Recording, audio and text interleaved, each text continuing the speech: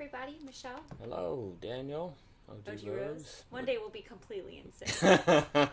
We'll keep working at that. We're downstairs tonight, Yeah, so kids are asleep. yeah, but we have different sound effects down here, Different acoustics. different acoustics. We're in the library. Yeah, a bunch of shelves, A bunch of us. and we're snuggling with all of the stuffed animals from the children. And, I loved stuffed animals as a child. Did you? I had a bunch of stuffed snowmen, so yes. Oh, right, your snowman collection. Yes, I did. I did. Oh. Anyway, Metatalks. So we're going to be talking about Metatalks tonight. We posted it today. Well, You can find it on ogrose.com or our Medium site. yep. And yeah, I hope people will enjoy it. I think it's a really helpful concept of meta-talking because Right. a lot of times we talk, people have conversations, but they don't always have conversations about having conversations. Right, the mechanics, how it operates, the assumptions, the frameworks. Exactly, the frameworks, the why. Yeah, right. And I think if you don't have meta talks, you're bound to have more drama Oh yeah, because you don't understand in how your the relationships. you don't understand how the two sides interpret something like Yes. free time. What's a good? How do you use the weekend? What's a good use of free time? What's productive? Why they feel a certain way in a certain situations. Right. Like if all you ever do is talk in those experiences, in those assumptions, in those, well then you can never. Well then you're never gonna help anyone else understand them.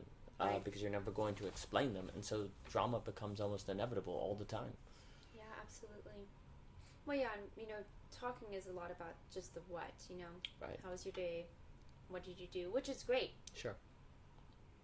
I think if we get into the questions of why do you do what you do?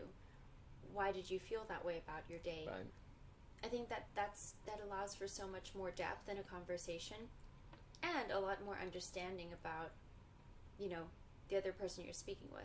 Yeah, and I think sometimes that people almost don't have meta talks because it's almost a principle thing where they say, oh, well, if that person loves me, they know how I value free time. There's almost like this idea that it's more romantic, more of a sign of love, just to get unspoken things. And so if you speak them, then in some way that is meaning the relationships, there's a problem with the relationship, which then paradoxically causes problems Yeah. in the relationship, because there's that phrase we use that what you fear is what comes unto you. And that's what happens. So there's this kind of idea that silently not discussing things, it's almost like we have this desire for people just to know what we're thinking and feel and how we define things, because if they loved us, wouldn't they just know these things? Yeah. And so then we don't voice them, and then there's a lot of problems that emerge. Yeah, I was thinking about that when looking through again at some of the bolded parts, which I think that was good. I like that. But that idea of wanting to be fully known, Mm-hmm. I think that's very innate and just a very natural part of being human, Mm-hmm. wanting to be fully known, and yet we can't fully know one another without our words. Right. I mean, it's actually kind of profound that Right. our words are really the access into one another's souls, Oh, yeah, absolutely. And so, with those words, there's so much that can be powerfully communicated. But if we stick to just the what, we won't really get beyond the superficial, in a sense. No, not that and you can't have those conversations, but I think there's going to be a lot that will be missed if you don't get into the why. Well, I mean, you can't build a house without a foundation. I mean, Right. if you try, it's just going to keep falling apart midway. Right. And there is something about meta talks also that takes seriously the power of words. Yeah. And really trying to make sure they're used well, and that they're not used carelessly, and that we understand what we mean when we use certain terms and when we use certain things. And there's almost a sense in which if you don't have those kind of zooming out conversations, you're really not taking seriously how powerful words are.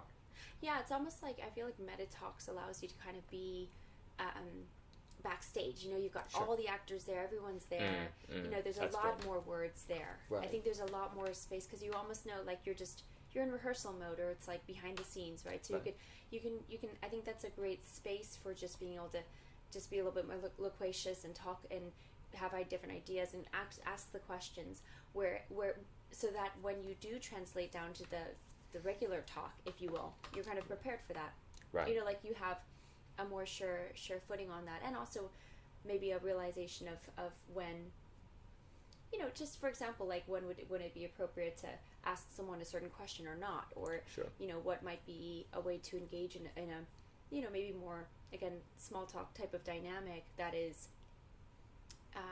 even that could be more robust because you've done the meta talking, right? Oh yeah. Well, the irony is that there's this idea. There could be an idea that these meta talks can get in the way of relationships, and because you're kind of philosophical, you're getting impersonal or something like that. But the irony is, if you don't do them, then it actually hurts the depth of the relationship, and because it doesn't go deeper, because it will struggle to go deeper because the terms aren't understood, which are the way to those deeper depths, or the way people understand the world. Like, if you really want to know someone, you have to have a grasp on how they interpret things.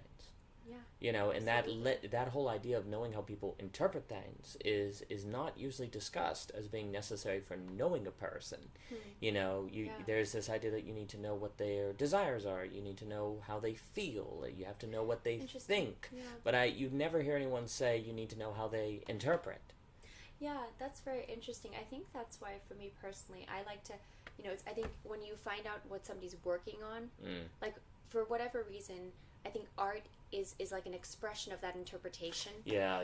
So I think that's sometimes a good avenue, if you want to talk, if you kind of want to get to know somebody better and have maybe exhausted the talking aspects, but aren't really as personal with them to talk about all of the meta talk stuff of whatever, you can ask them, like, what are they working on, which then allows you to sort of see what their manifestation is of their interpretation. Yeah, because a project almost necessarily has to be some sort of product of their interpretation of the world, and a collection of bringing those things together. So it's a good avenue for kind of furthering discussion. I want to say, I think sometimes people think, what will we talk about? I think a lot of married couples, or anyone who's been in a relationship for a long time, might feel the sense of, we don't talk, like, you're with each other a lot, but you don't talk a lot, and there's something good, there's something great about being able to just be with each other, and I feel like that's great. You don't have to be performing or anything like that. But there's also, I think, sometimes a feeling of wanting to go engage deeper and not knowing what to say. And not knowing what to say. But the thing is, Meta Talks, I think, is a great like, hey, you can start to ask the questions of why. Maybe people are scared though. Well, that's there. A few things. One has to make sure that they're not using the whole silence is intimate as an escapism. That's one of those ideas you can use just to kind of rationalize not being able to say anything without causing pain or without being engaging or drama, etc., so forth. I think there is something about there's a vulnerability, right? If you're explaining how you view a good evening, or the reason why you're always hesitant to, say, go out and fix something is because every time you went when you were a kid with your dad, he made you feel stupid, so now you don't go out to try to fix anything. That there's a vulnerability there. There's a sort of wound. So that's one of the reasons people can be afraid to go there. It is it's unnatural to think about why you think the way you do. Yeah, just the fact that it's meta. Right? Yeah, the fact that it's meta is unnatural, and so that it's weird, and so you avoid it for that reason too. But it's not weird once you get used to it. Everything, like going to the gym, is weird until you make a habit of it, right? It doesn't feel good. But it's really weird, like, when you started wearing the clown costume all the time. And, but we weren't going to mention that on the podcast. Dang, yeah, sorry. But there's no visual, so they don't know if we're joking or not. It's fine. Perfect. It all works out. But no, if you don't ever zoom out to look at what you're in, then you really don't understand what you're in. There's that other piece we talked about where it's like systems think before systematically thinking. The importance to figure out the right mental model, the right system, that epistemological system by which to approach the topic before systematically thinking about it, because otherwise you're probably not going to think very well about it.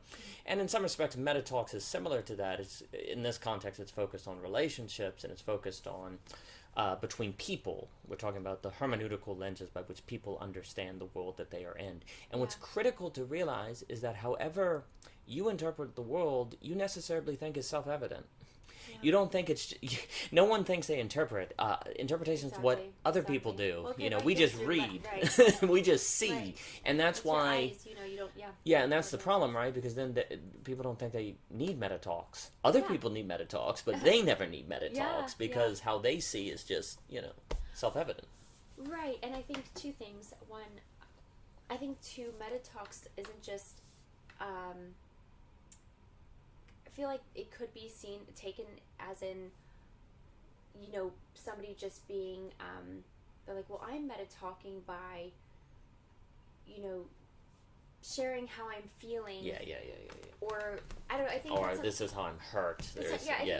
Right, I think that it's like, well, okay, there is an interesting association with discussing with like painful stuff. Yeah, with or painful like, stuff. This is how you hurt me, or It's like real, because we almost associate realism with negative, and therefore when I'm discussing that I'm, like, people think in a relationship they're getting real and honest when they're talking about how upset they are, and that's very problematic, because then because maybe that's a reason they're scared of Metatalks, because they associate it with depth, and depth is associated with pain. I think that's definitely part of it. I think that people are scared because they're like, anytime we do anything that's not the superficial talking, there's pain. It's just painful. There's disappointments, there's unmet expectations, there's hurts, etc.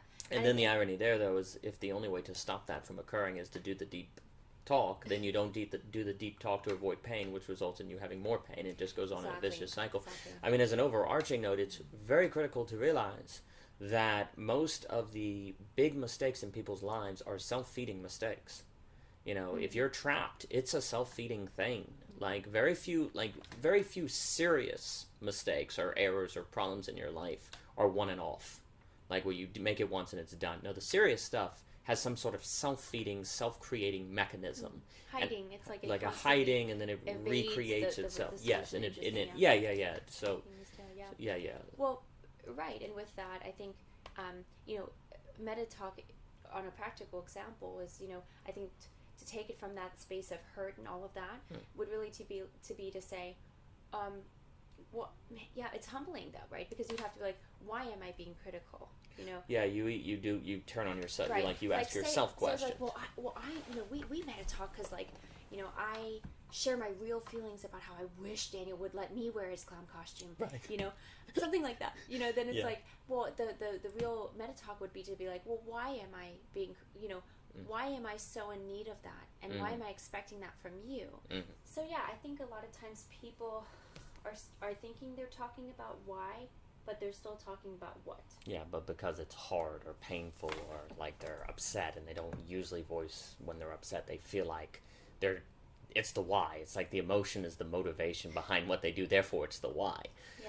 But it's still a what, because you're not getting into the hermeneutic, what is the case is the emotion. You're not getting into the hermeneutics, the interpretational, like, why do you feel that way? What is the mechanism of understanding the world that makes you feel that emotion, that makes you say the things that you've said? Yeah, but this is huge, because I think if you understand that to be self-skeptical am I really talking about a why here or a what? I think why, the beauty of talking about whys is you both step back in that relationship, and you say you're backstage now, right? Like there's the pressure's off. Like there's no feel. You don't really have. I'm not saying feelings are important and there's a place for feelings, but a lot of times feelings in conversations can make things very just dramatic. I mean, then the whole point of understanding Metatalk is to avoid drama. Not to avoid discussion, but to avoid unnecessary pain or distance that can be created from you don't want to be emotions to be something that control your life. You want emotions to be something enjoyed. And a lot of times people defend being emotional in the name of having emotions so that life is fun and beautiful and wonderful, but being emotional and enjoying emotions or embracing emotions are not the same thing. And what the key is that by engaging in Metatalks, you actually make sure that energy of emotion is used constructively, powerfully, and to make life more wonderful, as opposed to being a force of destruction. I mean, frankly, it's precisely out of a great respect for emotions that you want to not get emotions involved unnecessarily, or to have them be unleashed without being understood within a certain structure so that they're used productively. It's precisely because emotions are so powerful and good when used rightly that you want to be thoughtful about when you use them. And that's where meta-talking comes in. Thinking, people have this idea that it's emotions or thinking. Like it's one or the other. Yes. When really, thinking is ultimately in service of emotions, but it is a necessary service, because otherwise emotions just go all over the place and they become a force that almost lives your life more than you live your life with them. Yeah, But sure. it requires that thinking in order to analyze them so that they don't completely control you. Yeah, absolutely. I want to now I want to write a little poem about this idea of backstage and on stage. Because I as a dancer for many years, Oh, yeah. the backstage was there's a very palpable feeling that I get when I remember it, and there's a hustle and bustle, and but there's a quiet and an anticipation, and all of these fun things. You're kind of reviewing things that you're going to be doing on stage. Oh, yeah. And so I think that's another again why Metatalk is so Well, important. and honestly, there's a lot of fun in it too, I think. oh, for me. sure, absolutely. Yeah. The meta-talking is quite enjoyable. Yeah. And there's the level, too, like you were saying, of the meta-talking where you're asking, why am I feeling this way? But then when you're talking with someone, you say, well, the way I interpreted what you were doing was this, and the reason I did that was because of this. Yeah. And so there's two levels. There's the individual meta-talk, and then there's the multiple person meta-talking. And the other thing I was going to say, part of the problem also might be is that people don't think small talk, relationships, communities, being with people are things you need to rehearse for. They think you just know how to do it. They just think it's natural, and they don't think, what's the big deal? You just talk, right? Right. But you just look at the lives of endless drama that so many people live, unfortunately, and it's not simple. It seems simple, and it seems like it doesn't. But that's all the deception that occurs where you think how you interpret things is self-evident. That goes back to the problem of thinking it's all just reading and that there's no interpreting. Because if it is all just reading, then no, you don't need to rehearse because it's all self-evident. But the problem is it's not that way. That people have different interpretational frameworks, and therefore there is a certain art to it. People associate performance with fake, but art is a skill. There's a certain skill here where you're rehearsing to get better, to do something beautiful. Like, is it fake to practice piano? Is it fake to practice dance? Is it fake to rehearse? Well, if you were a real pianist, you would never have to practice. You'd just be able to do it. Well, that'd be absurd, right? Well, likewise, it's not fake in order to think about how you would carry out a conversation. It's not fake to think about how people interpret different things. It is the prerequisite necessary, the practice required in order to do socialization well, in order to do community and relationships well. But we just have this idea that we just naturally know how to do those things. Where if you just thought, people just naturally know how to play piano. They either can or, they just know. Well, that would be obviously absurd. We just have the incorrect metaphoric framework for thinking about relationships. We just think they're things that people can do and that they're just magic. But their skill is practice. It's an art. Relationships are an art form. They are an art form, and I think you're right about how I think some people think, well, I don't want to be fake, so why would I engage in this type of rehearsal stage? Meta-talk. Meta-talks. I think people also, truly might feel like that's just overdoing it, or something like. It, right. Well, why? Then what are you trying to like?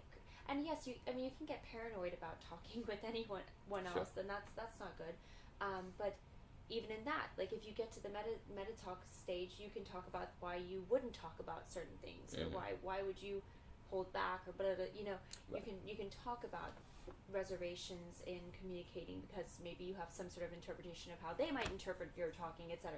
So you can talk all about that in meta talks. Yeah, like meta talks, like what's the difference between being afraid and that's why you don't say something, between being wise and that's why you don't say something, or maybe realizing it it's not your place. Yeah, when is it appropriate to confront someone? When are you instead just rationalizing that you should confront them when really you just want to get your way. You're talking about Right. it like conflict, and but really you're just being stubborn. When do you tell the difference between battles that you should fight and battles you shouldn't fight? When do you tell the difference between all these different things? Which, again, the problem is, to you, however you interpret those, it will be self-evident that it should be this way, and you'll therefore think everyone else will think that way, and then kind of go into situations with your understanding of justified conflict, and you'll have a mess. Yeah. And you see, 100%. I think too there could be a way in which people feel like, well, no one's perfect, even people who try. So, well, because the thing is too, maybe the way that another person interprets, relationships or something, is that you should be able to just do things always improv, on the fly. And so they might say, well, I don't think it's necessary. yeah, and How do you get around that hermeneutic? well, the best improv pianists can also play the piano very well, and that's that what I was gonna say. I mean, improv if stems life out isn't- of right, the if you're skill. not comfortable with the stage analogy or Yeah. something, like, oh, it's too, I don't know, Fake sterile or- or fake, yeah. or then you could think about it in terms of improv. But Yes. you can't do improv if you don't if you're not acquainted with. If the, you've had with the- no with the- practice, you will not be right, able to with the improv. instrument, Arguably, exactly. improv is a higher form. And You- and nobody will be perfect, but that doesn't justify not. That's like saying well, nobody will ever. If you are into ballet, nobody will ever be Be a the perfect perfect prima ballerina. yeah. But so I'm not going to practice. The Well, the that doesn't perfect make, the it's like, well, the perfect okay. argument, the argument that nobody is perfect is quite dangerous and is used Yeah, all the I time. think it is. Yeah. Because even if nobody's perfect, that doesn't mean everyone is equal. That there are better and worse ways of being. Right. So nobody's perfect. Well, but that doesn't justify not trying to do your best. It's right? like nobody no one can got be 100 on the perfect, but you test. can be the best you that you can. Yeah, it's like saying no one got 100 on the test, so it's okay if I get a 50. That doesn't follow. You can get a 90. You can get a 92. And also, too, Aquinas had an understanding that perfect is not like this Platonic perfect, but perfect, like my thumb is perfect if I can use it to pick something up, because the point of a thumb is to help me grab things. So it is perfect when it fulfills its function. And if we understand that human relationships are there to help people thrive, if that's arguably the point of them or a point of them, then in a sense, yes, perfect relationships are possible, because it is possible to have relationships in which people thrive as opposed to not thrive. Right. And so if we have that Aquinas, Thomist understanding of perfection as opposed to a Platonic understanding of perfection, then yes, we can do better, because there's a clear goal. Are the parties involved thriving? And in the same way, there's a clear goal. Can my thumb pick up the object? That's a good point. Yeah, that's a great point. And so I think we just need to when people use that, well, nobody's perfect, they're speaking as a Platonist, and what they need to do is bring in some of this Thomist understanding of perfection. That's great. I think that's really Yeah, and that's what metatalking is there to help you do, yes. to create environments in which you thrive. It's like you're trying to create a greenhouse in which the plants grow in. I mean, the other problem is people go into relationships thinking that they're like mechanics, where there's an engine, and if I just fix my wife, fix my husband, then it will be good. When really it's more like environments and communities are environments, to use that kind of Friedrich Hayek idea, where if you create the right elements, then the flowers will bloom naturally and emergently on their own. Absolutely. But the only way to put the elements in the right order is through metatalking. That's interesting. I as we move more and more in a mechanical age, I think I wonder if we because we don't have as much of a closeness with garden, land, soil, things. We're not maybe as aware of that is actually in the very situation we're in our relationships. Hey, if we, it's about Johannes, Johannes with, his work on Heidegger, and it's true with the instrumental rationality, the idea that because of technology now, we think of rationality as a tool that is mostly itself when it is fixing things, like an engine. Our whole towardness to reality is as a machine, and we have to fix it. And so, Heidegger's whole idea, as Johannes talks about, is as you enter this kind of mechanical age, all thinking has a mechanical feel to it. The metaphoric structure that all thinking follows is mechanical, and so there's no room for a Heikian sort of garden metaphor. It's all engines now, so we treat one another like engines. Right. You know, Well, and I'm going to fix you. Right, versus like just allowing you to grow. Yeah, right. Right? Like I think there's so much more freedom. I mean, I don't know. I personally think when there's freedom in relationships, you see a lot more flourishing, right? Like you put the nourishing elements in there and you let things grow. You pull out the weeds though, but you let everything else grow. Hey, it goes to the economics. Which is better, the free market systems where systems are left to their own, perfect or not, or the central planning units? I mean, even George Stiglitz, even hard liberal economists admit that central planning units did not work. And the hope is that AI is going to change that. And that's a whole other conversation. But central planning units have not worked. And why would it be any different in relationships? Why would it be different in the family? Yeah, 100%. And also, like I think about the brain.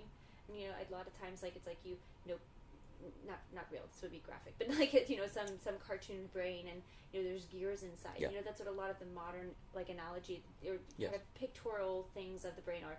But really, if you think about truly what it is, we have these neurons firing all the time, and there's It's more like a garden. So it's completely. It's like these little roots, these little sprouts. Yes. All these neurons, and it's just it's so much more like a garden. Yes. So we do have a garden in our minds, and we think of the brain as a computer. Yes. That's a very big problem. Yes. You and know. you know what? I feel like the computers, they like usurp that language. It's like the computer has a brain, the mother. There's a lot of interesting, terminology in computer language that is sort of taking over the human physiology. Yeah, and what that does also is, therefore, if there's problems, someone must not be thinking well. It doesn't have anything to do with interpretation because, we're all computers. And so, but flowers are different. They're all unique. Yes, There's these individual elements. So there's this element of, well, if there's a problem, you must not be thinking, so you must be stupid. So, and so that when you don't have an understanding of how huge of a role interpretation is in people's lives, even though everyone, if you ask them directly, does interpretation, they say yes, interpretation matters, but practically speaking, they completely forget. Well, if you don't have that as a robust category in your thinking of understanding how problems emerge, people say misunderstanding, but behind that word is an understanding of stupidity. The problem. Yes, exactly. If you have a misunderstanding as two different types of understanding, we think of it as stupid and smart. Misunderstanding. Right, if you take interpretation seriously, Yes. then you can have problems arise when all people involved are maximally rational. Right. You can have everyone be as smart as they possibly can be and still give rise to mistakes because there's gaps in interpretation. But if you don't understand that, then it's simply going to be smart or stupid. It's back to the Geniuses and Madness Tango paper, where there's a belief of autonomous rationality behind it all, Right. which there's not. There's different hermeneutical lenses and different mental models and different tools, but we don't really want to think all that because then we have to get into the whole business of epistemology and how to think, and that's really hard. It's hard enough just to think, let alone to think about thinking. So we just forget about all that, and we don't want to do metatalking, but then so in that talk we said society as a whole suffers. Well, here we're saying that relationships suffer if you think autonomous rationality is possible. 100%. And also my friend Megan from Vaughan House, they have a really cool greenhouse, and she says that weeds are plants in the wrong place. Yeah. So the thought with that is, this is misinterpretation. Yes. That your weed, what you deem a weed to one, what you deem a weed is a plant to another. Depending on what type of fruit you want, what type of things do you want. Morning glories are gorgeous flowers, right? But they're very vine-like, and they take over your food, your vegetables. That's funny because that was a big thing for Austin Farrell on the problem of evil. Like he was saying that if you say something is evil in the world, well then there must be a design according to which it's evil, because you can't call something a weed. So if you're mad at God for there being evil in the world, you have to simultaneously be saying there's some sort of design by which you can say it's evil versus good. Exactly. So likewise there has to be a garden, some sort of boundary, by which you can say this is a weed, this is a flower. Yeah, this is in the right place, this is in the wrong place, right? That's the other thing too. You've got this sort of the garden analogy is great because there's that sort of sense of where's the four the four edges of the garden, the parameters, and then you decide to what ends you want to have that plant or the other. But the point is that people would interpret things differently. Yeah, and each person has a different garden, right? Exactly. And that's a weed in my garden, but in your garden it's not a weed. Your garden is a weed, and that the garlic grass. But for me, I want that. That for me is a plant. So So yeah, I mean, I think that's. And then we assume that if somebody wants morning glories, it must be crazy, because I would never want morning glories, and it's self-evident that morning glories are a weed. That if you interpret them as beautiful, you're crazy, because, and that's where then you're in huge trouble. Right. And that isn't to say, I mean, I think there's truly is good and evil. Sure. Not everything is entirely relative. Sure. But people have interpretations, and we have to acknowledge that. If we're ever going to be able to try to communicate our own interpretation, maybe even in the hopes that the person would see that and maybe, whatever, maybe adopt that if they want to, you'd have to understand first that they have their own, and they're just as beholden to that. Yeah, and I mean, the problem with it, it's mental models, right? Like, if we're dealing with genocide, there's no interpretation involved. This is evil. The issue is that when it comes to daily life, say, in middle-class America, then interpretation is probably going to be more of what you're running against than obvious... evil and good, right? Obvious evil and good. I mean, when... I think in any marriage, yes. across any socioeconomic status, you're going to have these little daily... And this is the thing. We want it to be machine because it's one and done. You fix the gear, it's done. You never you don't have to simple. You don't have to do daily work. It's not active. Years. That's right. But the thing is, we are gardens, so we will have to do the daily work. We just want to, I don't know. We don't want to do it. I guess. I mean, the metaphor of a car. I mean, a car you fix every few months. Something's wrong with the engines. A garden, if you let it go for a few days, the weeds kill everything. You have to. Daniel can attest because of Michelle's failure with our summer garden, if I'm even allowed it was to the call deer. It that. It was the groundhog and the deer. It was not the weeds. The groundhog destroyed the squash. It was crazy. But a garden, you have to do a lot more work than a car. More work. And it's a constant thing. But the thing is, it's I think there's something.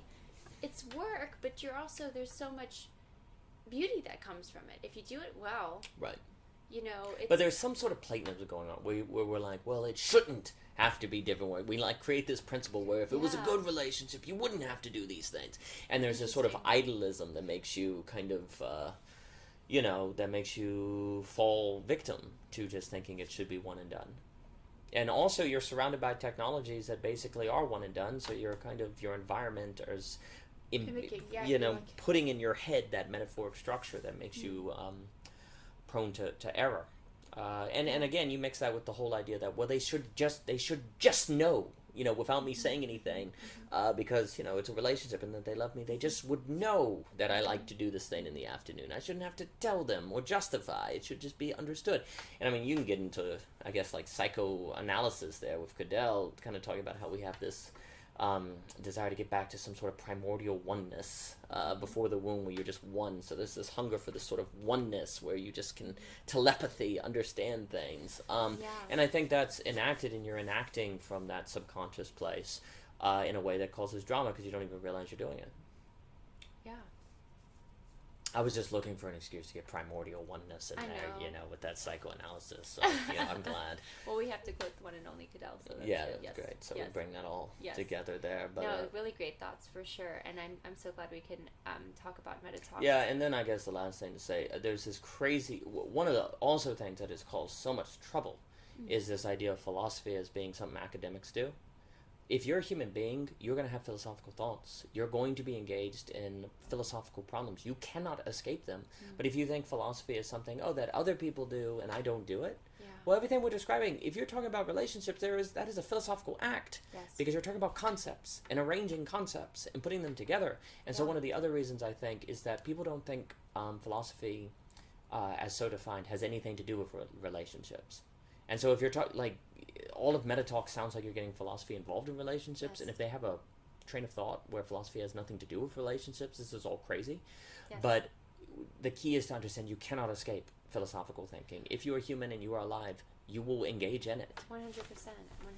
And then, if you're engaging in secondhand smoke, Yeah, and if you don't do it consciously, then you're still going to have ideas. You're still going to have ideas. You're just going to suck in whatever ideas make up the zeitgeist, and ideas will think through you more than you'll think ideas. Yeah.